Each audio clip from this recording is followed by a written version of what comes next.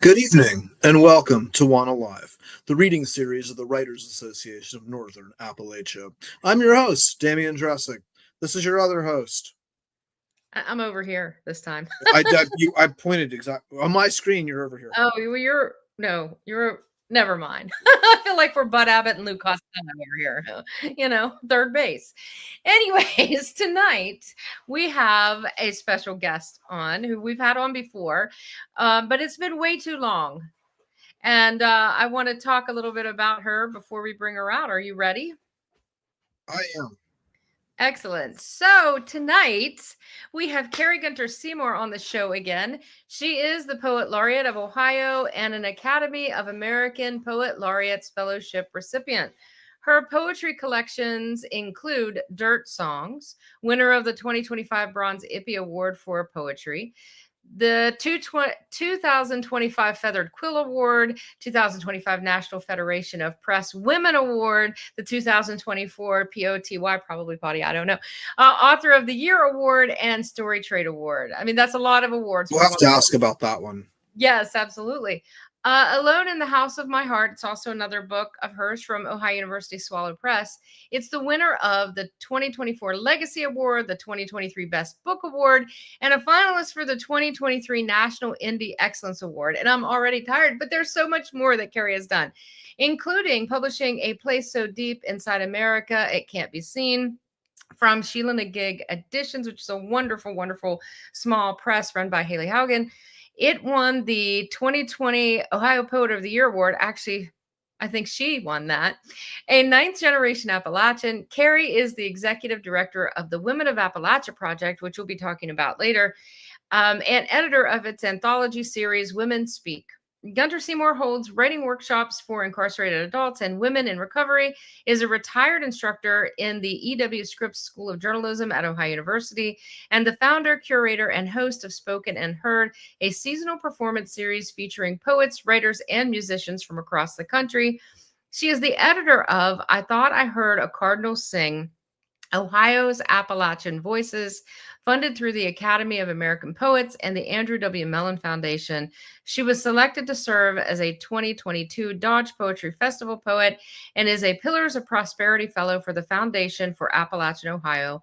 Her work has been featured in the New York Times, World Literature Today, American Book Review, Poem a Day, and Katie Couric's Wake Up Call, and about a million other things. So let's bring Kari. Wait, Christina, could you we bring her? I'm noticing these words at the bottom of the screen. Yeah, we'll get back to that later. What does that say? We'll get back to that later. We've got that conference coming up. You can see. Good observation. Let's bring Kari out. Kari. Hi, everybody. How are you? I am so good. It should be out loud, I reckon, at this point. That's good to hear. Don't worry, soon it probably will be. Yeah, something else against the law. So, Kari, you are one of the busiest writers I know. You're always somewhere doing something, reading from something. How do you manage to get your own writing done? Because you're going to read some of your own work tonight. It's so funny. I often ask myself that, except that I decided that when I took on the laureateship that I wasn't going to cheat myself of my writing time. And so I try to write one poem a week. It's not always a good poem, that's for sure. But I try really hard to get one poem a week written. And so that accumulates, a whole year of weeks is a lot of poems. And some weeks I really get blessed and get more than one. And that's the gift I give myself. I really try to think of myself as a person of service. That's really important to me. But I also know that unless you're happy and you're feeling good yourself, it's hard to support and help others. So that was the gift I gave myself, is to have that writing time. And a lot of times it turns out to be like Sunday morning. That's kind of like my church, and I sit down and write. So yeah, so that's how I've managed that. And I actually have put out 3 books during my laureateship. During the 6 years I've been the laureate, I've put out 3 books. That is unreal, because I see you. I'm your Facebook friend and your friend in real life. But I see all the work that you do, and you're always somewhere serving someone or being part of a reading or something. And I admire that, and to still make time for your own writing, because as we know, those of us who serve, those things can just eat up your time if you allow it. The next thing you know, you have a bite left for yourself, and that's not enough to sustain yourself. So, Speaking of Kari's writing, I'd like to hear some of it. yes. I bet you brought some writing with you, Kari. I did. I just happened to bring some. All right. We'll see you in a minute. Okay, thank you so much, you two. It's always so wonderful to see both of you, and I don't get to see you enough. So I have a new collection under review with the University Press of Kentucky, and I'm real excited. My fingers are crossed, and it's titled All That Tease Within. So I wanted to read a couple from that tonight. I don't know about you all, but during the pandemic, I was one of those people that started making bread simply because it passed the time. It gave me a purpose. But what I also realized is it was my ability to be in control of something. I was baking these loaves and got to the point where they were looking very good and almost professional. And I realized it was a little bit about control. And so I thought, I need to take up bread making again, because I'm feeling very out of control again with what's happening around me in our country. So I wrote this poem, and it's titled What This Country Needs, but it's KNEADS. What this country needs. With practiced hands, which represent what faith I can muster, I need the dough. Heel of my palm coaxing, fingers cupping, stretching, folding, rolling, every gesture an act of vulnerability, a study in grace, a prayer for outcome. Wholesome loaves to share at my table, a fine-grained crust yielding inner crumb. Oh, America, I have accepted your pasty pale excuse for a loaf for way too long in the name of peace and prosperity. Full no longer, I bake black, red, yellow. I bake fat and skinny. I bake Jewish rye and Turkish flatbread, melon pan, conchas, and Serbian soda. I bake like company's coming and bringing persnickety Aunt Frida. I bake like Paul Hollywood is judging and Jesus is preparing his sermon. I bake like there's no tomorrow or a tomorrow after that, because I swear on a stack of authorized, revised, diversified King James Bibles, you, America, have got your motor running, but are firing on all the wrong cylinders. And Aunt Frida carries a loaded handgun concealed in her privileged white pocket. So I do get a little rowdy now and then.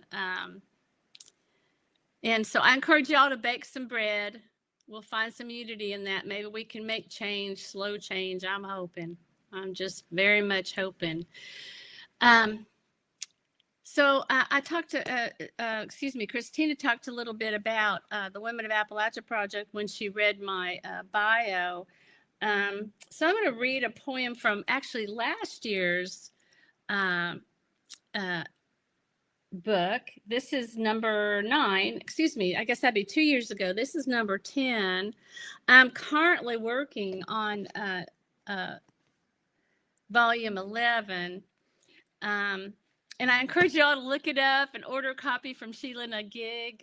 It's like Christina mentioned this as well, a small press out of Russell, Kentucky, that's just doing amazing work and publishing voices that we might not have gotten to hear had she not found them. So I'm just so happy about that. Haley Mitchell Haugen.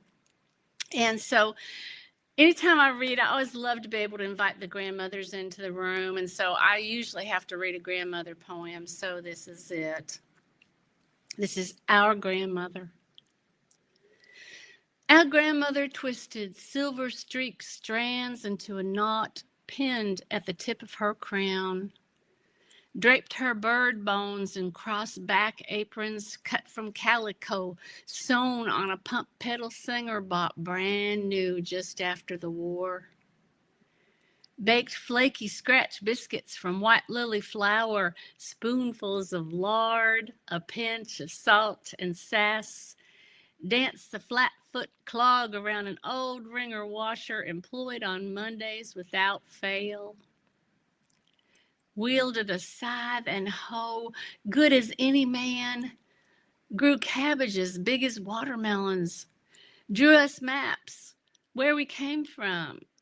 Patchworks of bloodroot furled fierce along the face of the Appalachians. Orphaned us, laid out under a pine branch blanket, a rough chiseled stone. Redbuds wept purple pearls. The fields so bare, they grew voices. Oh, I miss my grandmother so much. We've had all this drought and crazy weather, and I just keep saying over and over, my granny would know exactly what to do about this. And I really feel like she would have seen it coming, because our pine trees filled up with just multitudes of pine cones. We couldn't figure out what in the world's going on. Just all kinds of weird things were happening. And then sure enough, last summer we had a horrible drought, and this summer has not been much better. And I know she would have known what to do. I know she would have. So I just have one last little poem here. This is actually the last poem in my newest collection, All That Teeth Was In. And this is called Amen and Amen. The blood of my monthlies long past. My prayers are hollow as my hip bones. My framework a muster of knurled pottery, half floating, half sunken, navigating an arrogant fog that wants me to lie down in it. I've ever longed for a bouquet of exactly the right blossoms. Waited up nights, rising beyond all that somersaults within me to lip at the dark. There's always a clock-ticked fewer talks and shadows scuttling my vision. Too much has overstayed in me, though some of it worth the keeping. I hold unwavering the time I wandered along a congregation of bees, heard in their juice harp buzz an old-timey tune, every flip-flap of wings a commitment to wonderment, upholding the goldest of days. I don't know how much like a church it might be inside colorful cups of petals and pistils, but the sun knows worship clearly, as do dogs keening after the rain and robins fussing the blue of their eggs. Thanks so much for listening, everybody. Well, thank you so much for sharing your work with us, Kari.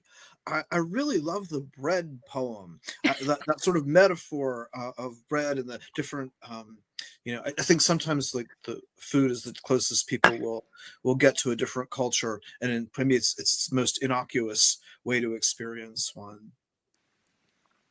Thank you. Yeah, that's a really good point. And I was thinking about how important hospitality is to Appalachians, and how during COVID, that was one of the absolute hardest things for me, that I couldn't invite somebody in for a piece of bread. I couldn't be invited into someone else's home for a coffee, or, I mean, we were, my neighbors and I would shout to each other from our porches That's the best we could get. And I didn't realize how much we as this culture of Appalachia really relies on hospitality and welcoming. Even if you don't like somebody, if they're coming in your home, would you like a piece of bread? Would you like a cup of coffee? And that brought all that back for me. And that idea of how do we cope? And you cope and are coping once again by making bread, and some people go out and pull the weeds in their yard with the fervor, and your writing is always just so takes me right there. I could smell the bread, I could taste the bread, I could be there. And I thought all three of these poems really puts me in that place. I could smell the rain, I could be the part of the story that you're trying to tell with words. And I appreciate that always about your work. Well, thank you so much, both of you. I don't quite know what to say. Thank you. So you were sharing with viewers the anthologies Women Speak. Could you tell us a little bit about that and the Women of Appalachia Project? I'd love to. Thank you, Damien. So almost 18 years ago now, I came up with this crazy idea that I could do an art show and a poetry reading, because I was fed up with what was happening to a lot of people, artists, fine artists, and authors throughout Appalachia. Because the more I talked to people, the more I heard the same thing that was happening to me, that we were getting weird rejections, like trying to be too ethnic, or what does this word, what does this even mean? I don't understand the word. Are you making up words? And it was things like fixing to go, or, move the chair over here, like right here, come right here. So I thought, why can't we do our own? And so I did. I went to the Multicultural Center at Ohio University and presented a proposal, and they decided that Appalachian women were indeed a minority group. And so they provided space for the very first fine art show and a poetry reading. There were 4 poets. Everybody was from Athens County, which is where I'm from. And then I thought that would be it. A one and go, one and done. And everybody kept asking for more. So I made a little website, and the next year we had people from contiguous counties. We had Perry County and Hocking County and Washington County. And we got more than poets. We got storytellers and some musicians. And then the fine artists were from, all over. And it grew and grew and grew. And 4 years ago, I finally realized I can't do it all. I can't do the fine art exhibitions and the literary anthology, because about 11 years ago, I started doing the anthologies. And they started out as, about 20 pages, and now they're 280 pages. So the Dairy Barn Art Center is my partner here in Athens County, and they actually do an international Women of Appalachia Project exhibition every 2 years. And I do an anthology every year. And so we get to do these beautiful, beautiful books and work with women all over the country that do fine art and are connected in one way or another to Appalachia, whether they're living here, they've had people who lived here, they have best friends who are Appalachian, their grannies and grandpas were from Appalachia, or their family migrated. It's amazing. And it's just literally this network of hundreds of women who are now know each other and are friends. And all of us have had all kinds of opportunities because of it. And I'll tell you what, I never feel lonely. Because if I do, I just email somebody and they're like right back. They're right back and so supportive, and just, it's amazing. It's just amazing. Well, Kari, one of the things that you do with this project is lots of readings. So you don't just publish the anthology, but you take this show on the road. And I know since I was in the last volume, volume 10, that there is a long list, as long as my arm, of places that you've been, conferences, and there's a Christmas one coming up, right? A Christmas time one coming up, and so many other different venues where the Women of But Appalachia. Christina, if people can't wait for Christmas, is there something closer in time that they might see the Women of Appalachia? You scared me to death. I'm jumpy. Anyways, yes, I was getting to that because what I was trying to talk about here was just the diverse range of places and venues and opportunities that the Women of Appalachia have performed their work. I mean, Christmas is months away, Christina. If somebody wanted to see coming up this month, is there somewhere they could do that? Yes, so I am delighted that Kari is bringing the Women of Appalachia to the Writers Association of Northern Appalachia's conference, which is coming up September 19th and the 20th. And the Women of Appalachia will be performing on Friday night, September 19th. Even if you are not attending the entire conference, you can still come out for this performance. It's $5 to get in. All the money goes to Kari and all the work that she does with the projects and the publishing of the anthologies and all that stuff. So it goes to the Women of Appalachia Project. Where should they go to see this? Well, they could go to our website to get tickets in advance, which is the Writers Association of Northern Appalachia.com.org, or they can just show up at the Scottish Rite Cathedral in Wheeling, West Virginia at 7 p.m. Friday, September 19th. And I know, Kari, I've seen the list because I'm on it. I never get to present at conferences that I organize because I'm too busy.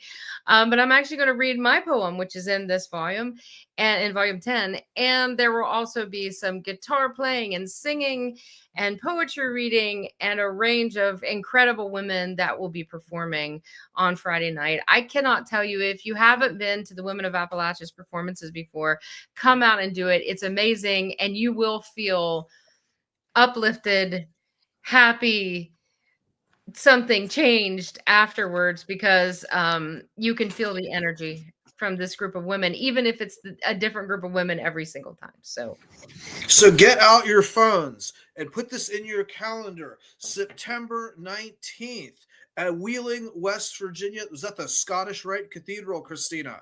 It is. And you know, Damien, practice what you preach there, since you don't use Google Calendar, but other people should. But thank you for the reminder. Kari, is there anything you want to say about this performance that's coming up? Well, I just think it would be really nice for y'all to know that there are people coming from all over. Kentucky, West Virginia, Ohio. I'm trying to think. Oh, Pennsylvania. We've got 3 musicians, storytellers, poets, as you've mentioned.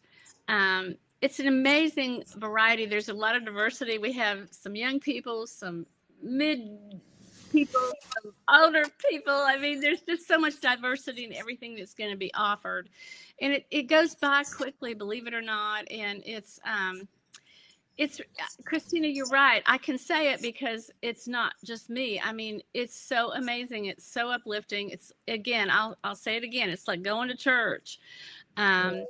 You come out feeling great, and we do too, because all of us who perform are there for the same reason. We love to share our work, and we want that to happen. We want the serendipitous sharing and building of community, and because we truly believe that that is the way to heal this nation, is to build community and build community and build it out and build it out and build it out until everyone actually feels loved and feels like they belong to something besides hatred and racism and just, it's like the old timey way of worshiping. And I don't want to say come and worship, but I'm just saying, you know, come and enjoy and talk to everybody and get to meet everybody, and you're going to hear some extraordinary work.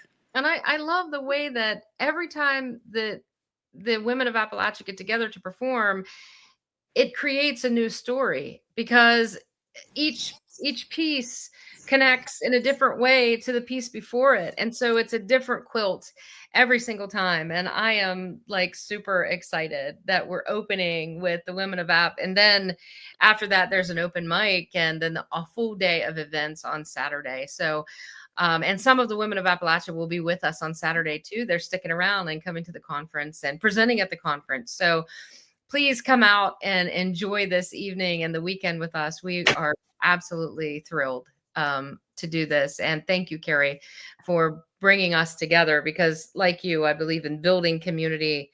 Always build a bigger table, always add more chairs. There's enough. There's more than enough. We just have to say welcome. Oh, amen.